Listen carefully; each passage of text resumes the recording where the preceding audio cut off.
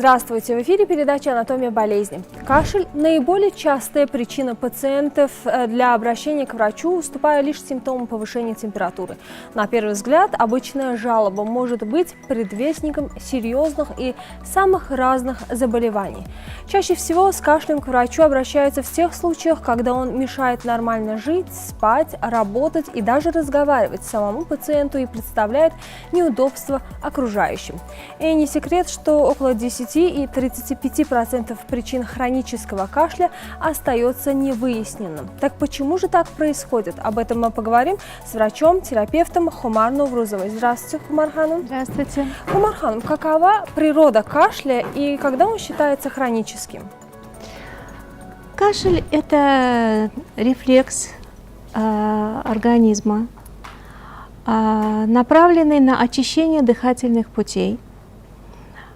Возникает при множестве заболеваний и не всегда связанных с бронхолегочной системой.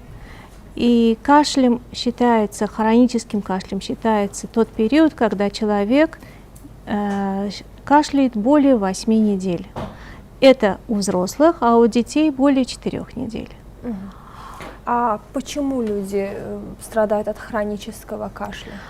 Вот как мы заметили, причин очень много. Есть скупая статистика, которая, в принципе, она больного не очень-то интересует, она больше важна для специалиста. Я бы хотела рассмотреть конкретные клинические случаи и примеры, и этим объяснить, в каких случаях происходит вот это вот длительный период кашля, когда он никакими народными средствами, а тем более антибиотиками и всем остальным он не проходит.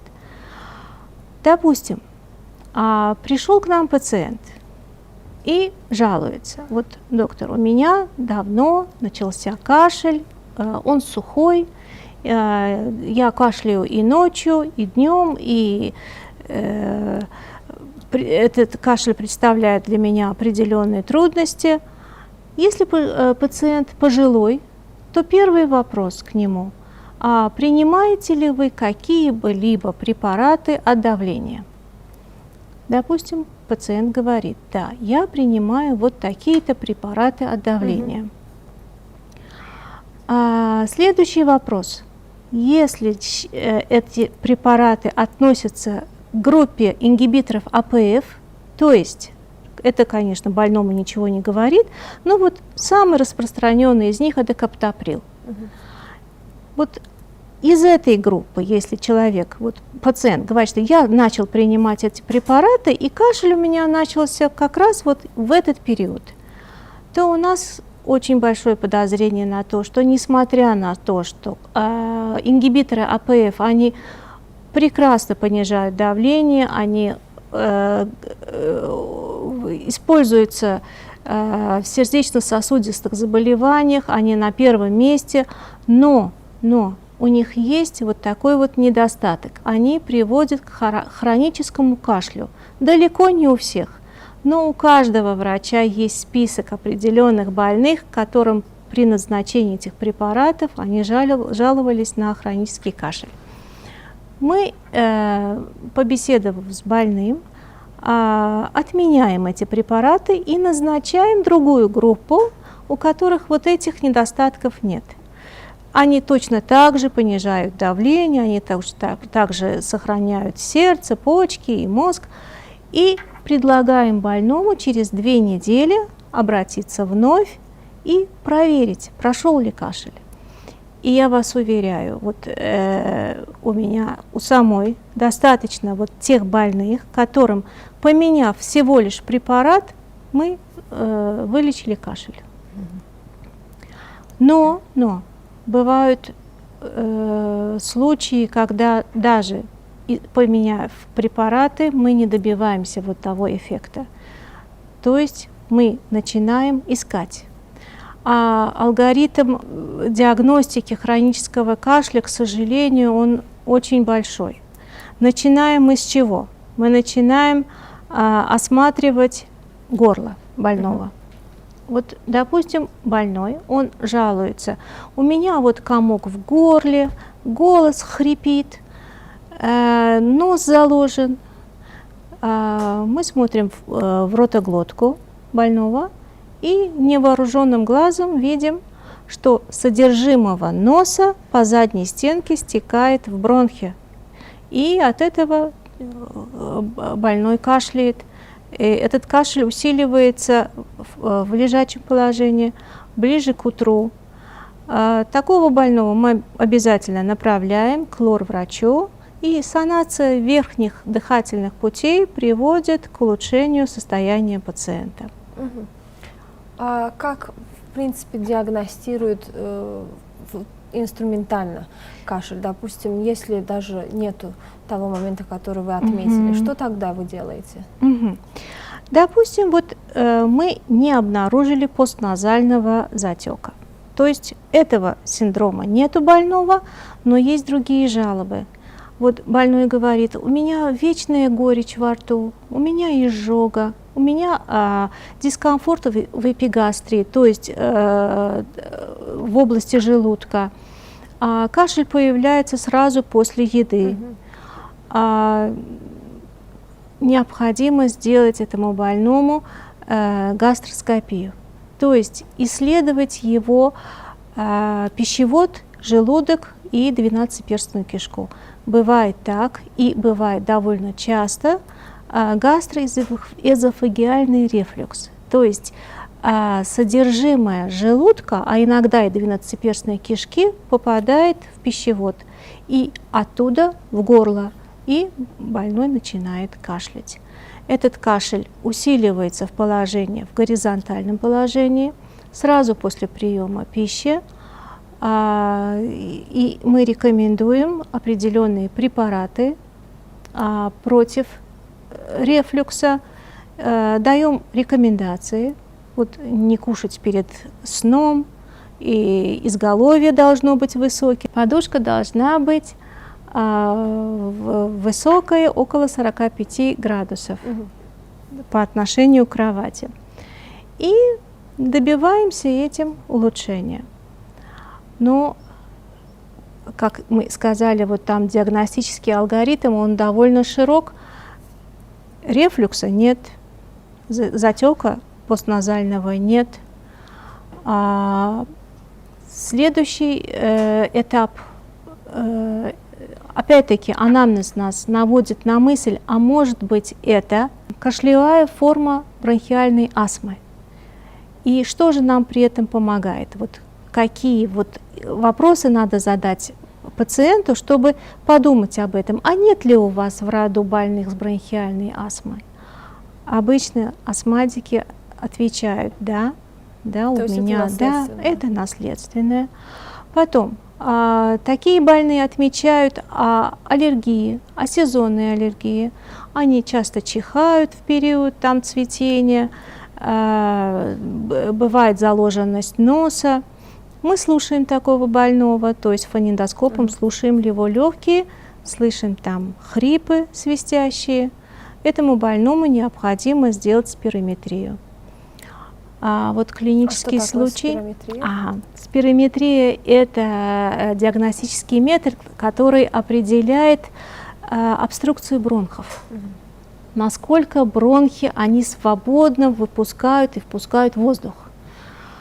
Вот такой клинический случай: была пациентка, довольно-таки пожилая, жаловалась на постоянный кашель, и была у многих специалистов, у лор-врача, у гастроэнтеролога, все ей назначали лечение, делали компьютерную томографию легких.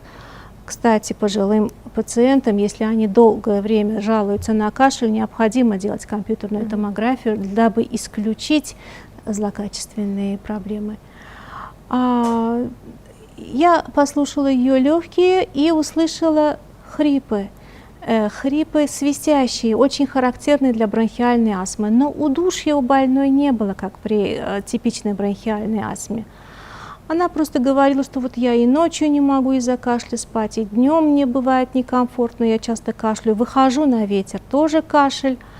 Мы сделали спирометрию и обнаружили у нее небольшую, легкую обструкцию бронхов. назначили ингаляционные стероиды. Это те, кто вот болеют астмой, к сожалению, они знают, они хорошо знакомы с этими препаратами. И буквально через неделю она стала спокойно спать, а через 10 дней у нее кашель совершенно прошел. Доктор, а это на всю жизнь? По рекомендациям мы назначаем эти препараты в течение 3 месяцев, а потом заново делаем спирометрическую процедуру.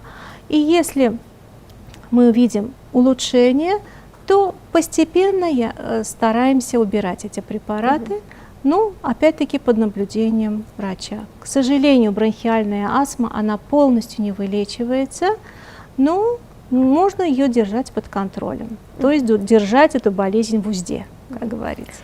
Ну, у нас в стране, к сожалению, очень много больных туберкулезом, и люди, которые начинают кашлять, особенно если это такой специфический кашель, они сразу думают, что у них туберкулез. Наверное, вы тоже с этим встречались, и они, наверное, требуют, чтобы их послали на рентген. Что делать с этими людьми? Обязательно.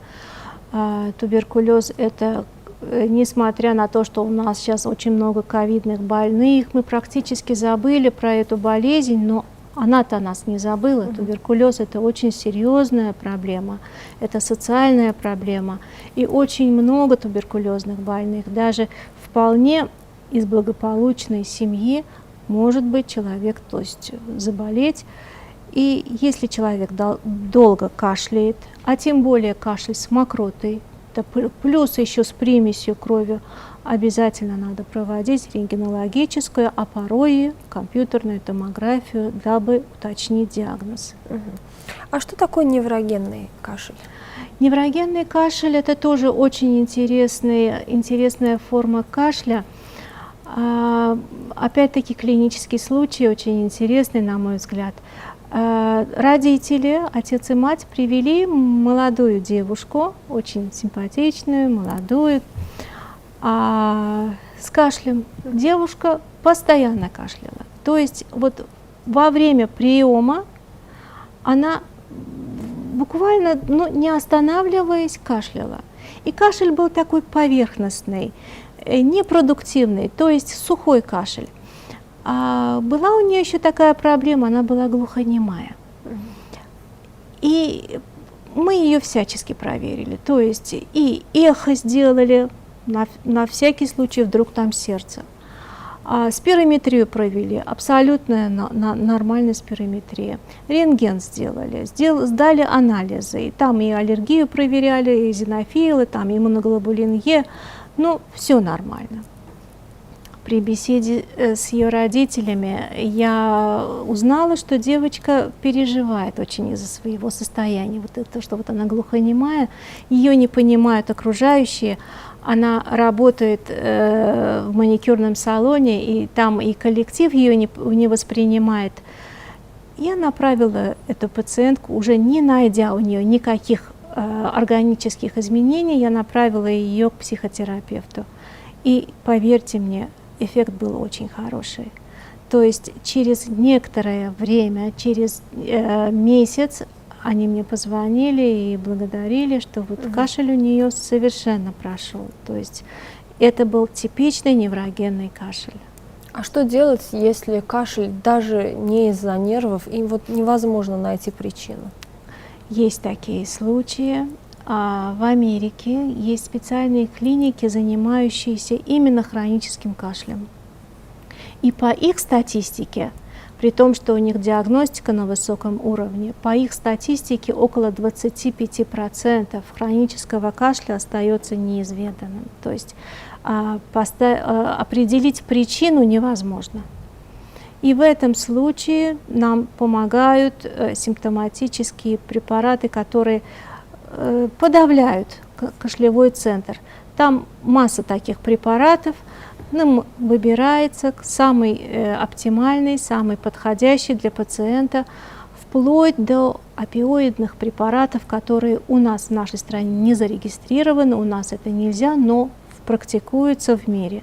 То есть есть такое. Чтобы качество жизни улучшить. Да, чтобы человек мог жить, конечно. Ведь человек живет в обществе, и, естественно, неприятно, когда он при всех начинает кашлять. Тем более в период пандемии. Да, да. И еще, ведь вот приступы кашля, они сопровождаются иногда очень серьезными осложнениями. Например, недержание мочи, перелом ребер, может быть, синкопальные состояния, то есть человек падает в обморок. Вот при приступе кашля человек падает в обморок. Он просто не успевает вдохнуть воздух, Да, поэтому... да, да. Потом, ну, может быть, кровохарканье тоже вот.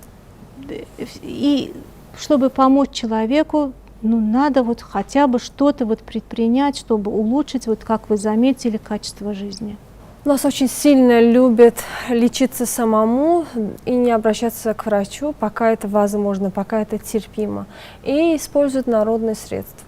Как вы к этому относитесь и, в принципе, как медицина в целом относится к самолечению? Когда мы говорим о самолечении кашля, это, конечно же, народные рецепты, которые из поколения в поколение передаются от прабабушки к бабушке и так далее. Я вам скажу, при остром кашле, после острого респираторного заболевания, сохраняется кашель примерно где-то 2, максимум 3 недели. И, естественно, там, если попить дошап или там, вот я помню, моя бабушка, я была очень кашляющим ребенком, и бабушка брала репку большую, вынимала мякоть, клала туда мед на ночь, и рано утром она меня поила этим снадобьем. Или очень вкусный такой рецепт, это горячее молоко с инжирным вареньем, на ночь меня поили. Ну, какой был эффект, я не помню, но вкус был, кстати, отменный. И я вам скажу, вот это как бы эффект плацебо. Ну, вот эффект плацебо, то есть хочешь пей, хочешь не пей, все равно через 2-3 недели этот острый инфекционный кашель, он проходит самый по себе. Но энтузиазм бабушки надо оценить, конечно. В принципе, можно.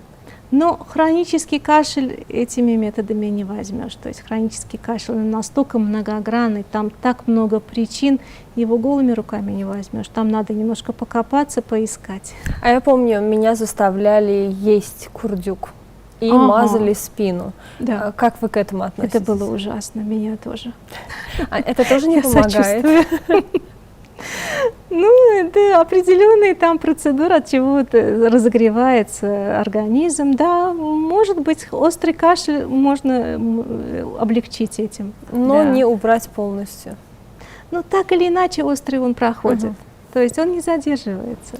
Как мы отметили, к сожалению, пациент обращается к врачу, когда уже все перепробовал, ничего не помогло, и уже он не может терпеть кашель. Вот ему мешает жить и все.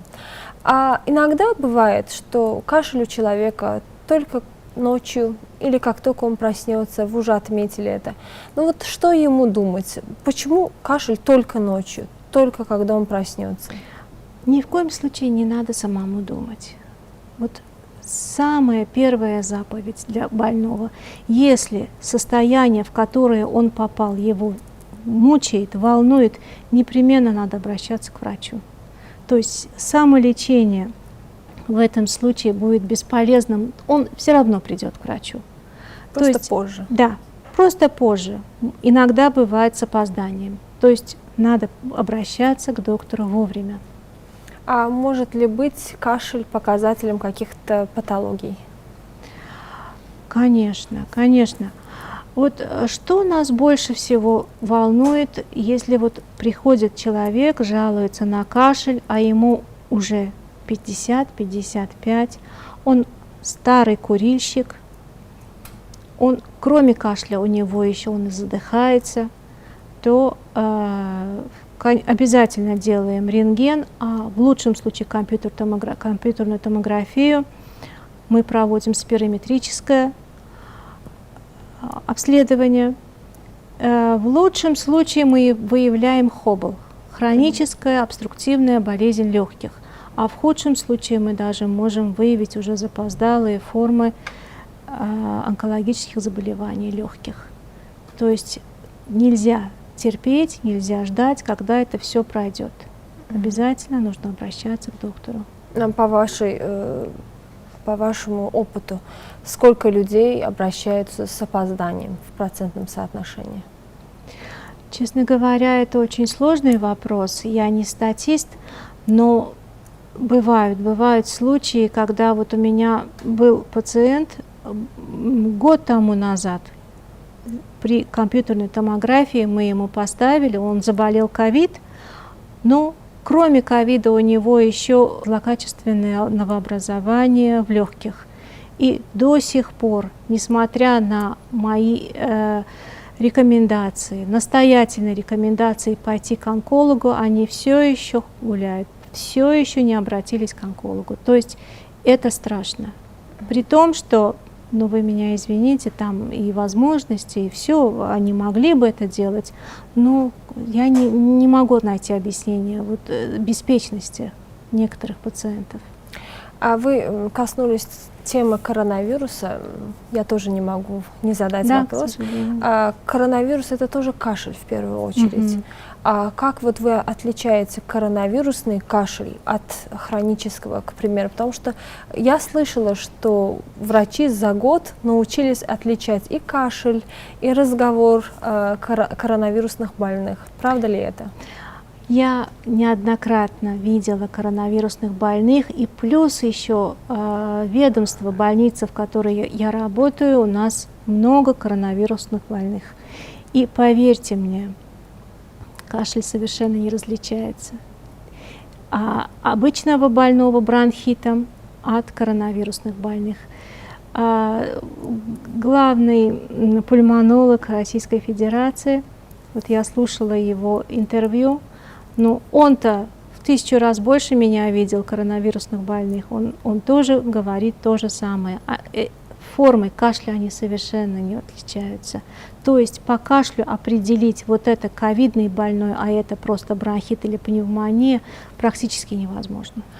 Есть еще такой момент, что сейчас вакцинация, и очень многие люди вот думают, вот у меня аллергия, стоит ли мне вакцинироваться, у меня проблемы, допустим, с давлением, стоит ли мне вакцинироваться. А людям, у которых есть кашель хронический, стоит ли им сейчас вакцинироваться?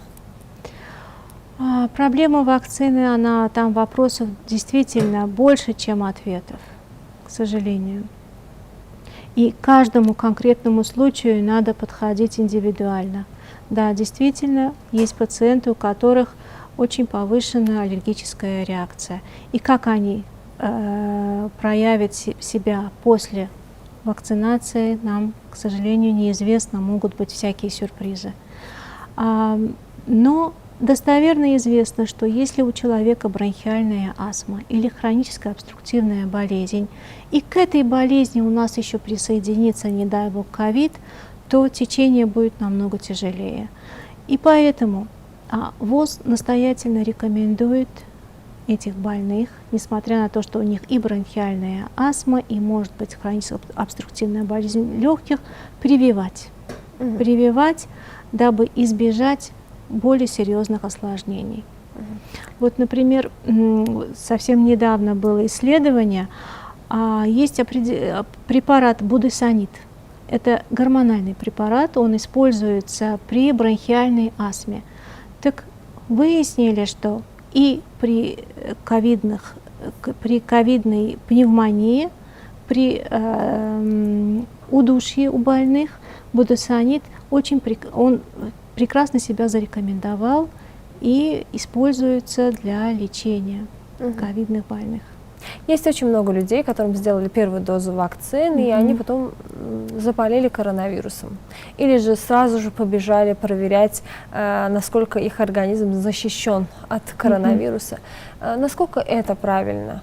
И когда человек может считаться защищенным с помощью вакцины, если он еще не сделал вторую дозу?